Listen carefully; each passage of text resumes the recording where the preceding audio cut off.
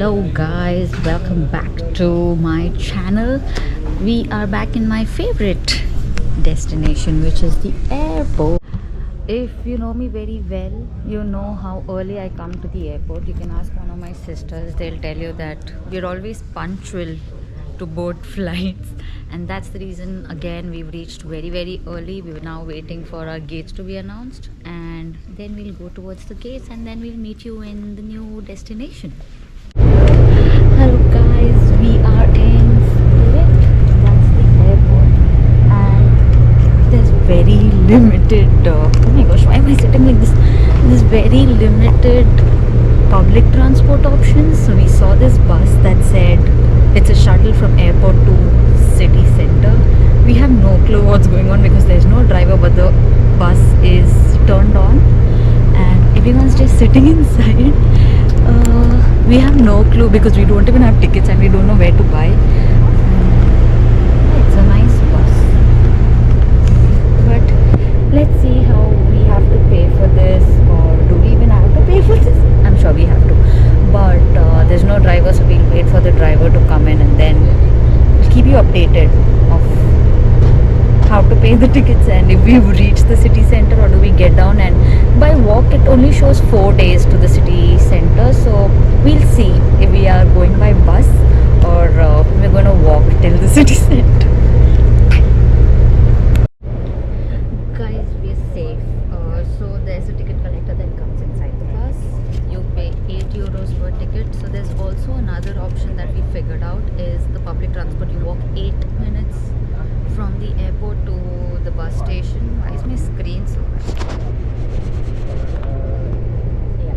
So you walk 8 minutes from the airport to the bus station and then board a bus. That ticket will cost you 2 to 3 euros.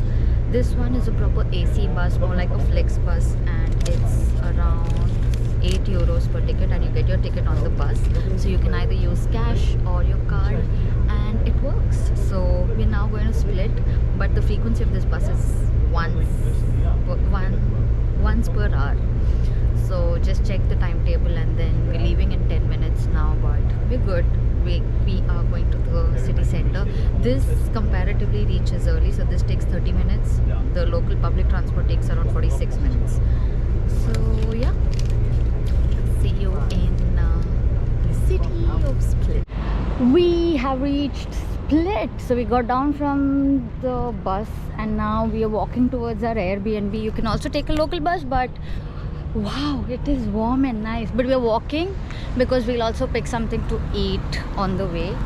I am in very wrong outfits because it's super humid and I'm wearing a sweater here.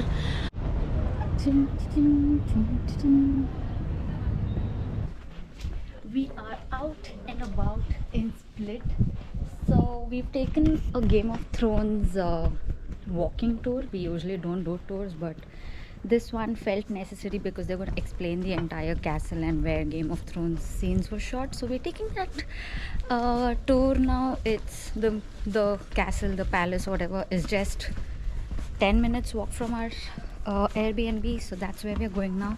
The streets are so pretty.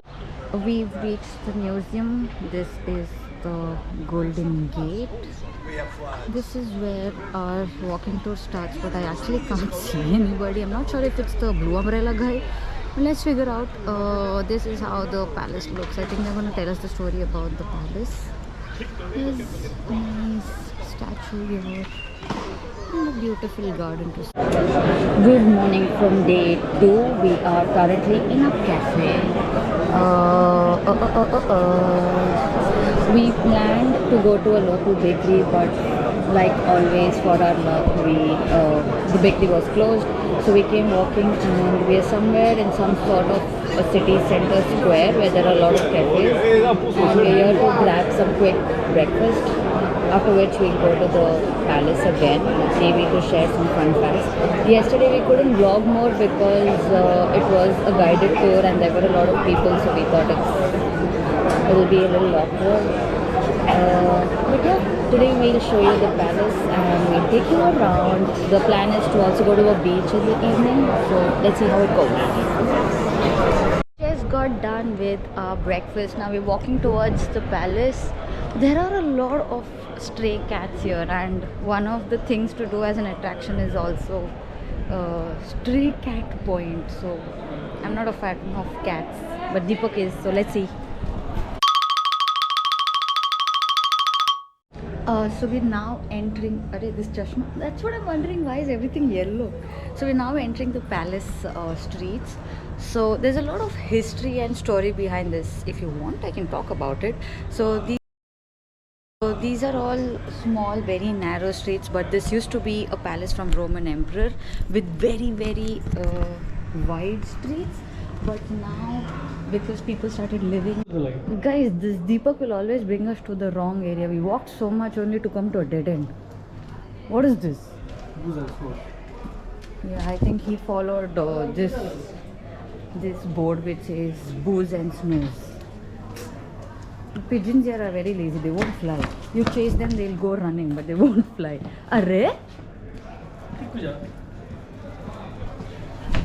Deepak, yaar? Man, this is still so lazy, it won't fly.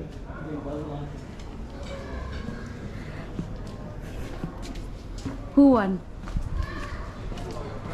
So now we're going back to where we came from. Thanks to Deepak for wasting 3 minutes of this trip. There's some kind of a clock here, but we don't know how to read it. Guys, I'll tell whatever I remember from our tour yesterday. So this is one of the gates. We didn't come here, but what I can explain is that Roman emperors built their walls with these big stones. So if you see, these stones are very, very big, the borders of it. And this is the old structure, but the new ones have smaller stones. If you see there up, the stones are smaller compared to the ones below. No, I think this is one of the reserved places. Let me show some other area which has smaller stones. This is one of the reserved areas which is still from the Roman emperor.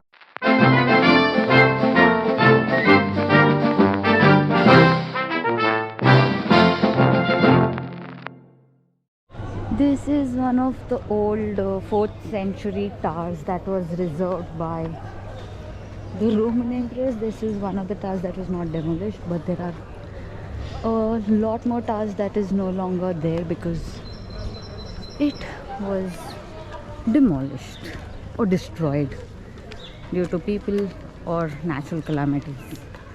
Another lazy pigeon. Fly, buddy. Oh, it understands English. This is the map of how the entire palace looked back in the 4th century, and it was demonstrated, or it was put across as a picture only in 1912. But basically it was like this, and with very wide roads. But now, like we saw, it's all narrowed down. The streets are narrowed down because a lot of people moved in. It is one of the only UNESCO World Heritage Sites that actually has people living in it. So the palace of, how is it pronounced? Diocletian. So this is where we are. So, yeah, so these were the least preserved area. So these, I think this is the most preserved. Yeah, this is the cathedral which is still, and it's world's oldest cathedral. We are here, and these were the towers that were there before, but now all of these are demolished, and the one I showed you behind is this one. This side was where the southern part. Yeah, the southern part facing the water. That's where the is he the king or the god emperor? He was a self-proclaimed god emperor. He used to live here. He had these villas here. Yeah. So now it does not. There is a road here, and this is not how it was. Yeah, so this is how it used to be back in the 4th century, and now it's just filled with people, shops, restaurants, and so many other things. Just in the mind of artistic. Yeah, this is just in an artistic way. It is not exactly like this because the water is somewhere here.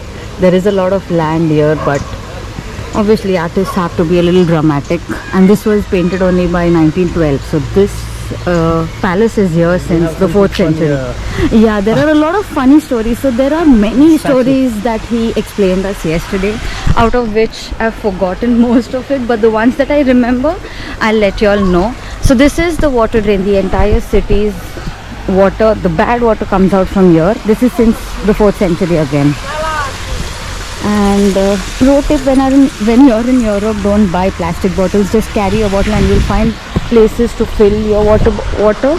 Now this is a very significant statue. I'll tell you the funny thing, but this is behind of the statue, so let's not talk behind his back, let's go front and talk about it. But what I can tell you is that this thumb here, the toe is considered to be a very lucky toe. So if you rub and wish something, they say it's lucky and your wishes will come true. So if you want, you can rub your hands on his toe and let me know if your wish comes true. So this is the front view of the statue. It's the statue of Gregor Ninsky, something like that. Guys, I don't know why I travel with this guy who's climbing Roman emperor's pillars. Are Deepak? Azimo Shan Shehenshah. I forgot the story. Why do such distractions come on my way? Yeah, so the rocks here, the limestones used are very big because this is again from the 4th century. But if you see the reconstruction or the rebuilt rocks are the smaller bricks, because maybe those were destroyed. So when the people living later came in, they had to build with smaller stones. Obviously they did not have access to the high quality limestones, the bigger stones that the Roman emperor had. There's a lot of story behind this. So Diocletian, whose palace this is considered one of the Roman emperors who retired, and this was his retirement home, the entire palace from the 4th century. And basically the people from Split, the Croatians, what are they called? Croats, yeah, something like that. They came in here and they saw that there's this empty palace and they moved in. So that's how Split was formed. So Split as a city has 3 birthdays, and the last birthday was the ones where the people of Split moved into this palace, because it was an empty palace. It was such a big palace and they had so much of space inside, so they moved in. So now talking about this statue, let me just zoom in. Yeah, so this statue is of Gregor Ninsky. He was not very liked by the people here, because what they say is that he was the person who wanted the Bible in the Croatian language, and the people here living then were against it. I might be wrong in my story, because this is what my tour guide told me. But the funny part of this statue is that if you see the face, it is not of Gregor. It's basically the person who was the artist of the statue, and that was Ivan Mestrovic. So what this artist did is that he made all the statues in Split, but for every statue he carved his own face as the face of the statue. So there are a lot of statues with different hairstyle, different beard style, but it's basically the artist's face. Guys, this person next to me is very irritating. It doesn't allow me to vlog or tell any details. I can't speak loudly because the tour guide of other tour is right here behind us, not this person, behind him. Yeah, so the palace has around 4 gates or 3 gates? 3 gates, because the southern side is facing the water. So this is the Golden Gate. This used to be the main gate, and there are a lot of significance of each of the domes. So this is the Golden Gate because this is where the emperor would enter the palace from.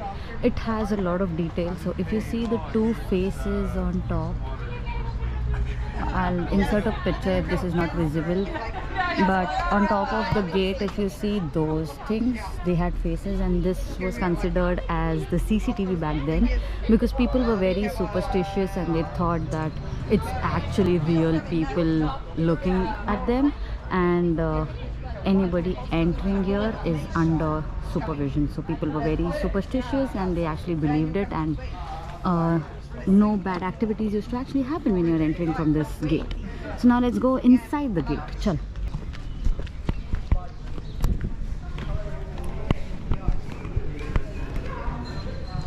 So if you see inside the gate, there's another gate, because that's how Roman emperors used to catch hold of invaders. So this was the main gate, which was very strong compared to the second gate. Now the reason there were two gates is because invaders would come from here and the Roman emperors would close this and that as well. So all the invaders would be in this block and they would throw hot oil from there so that all these invaders suffer and die.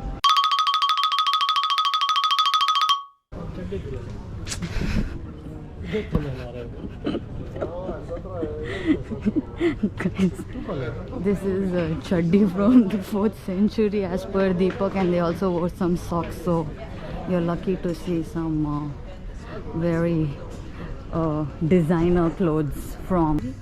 And this particular wall is very different from the entire palace. So this is a completely different design, even the one above, and I think this was from the Hungarian time. I don't remember when. So like 17 years ago. Yeah, this was just 17 years ago, somewhere built in 2000s. And this is again... Not 2080s.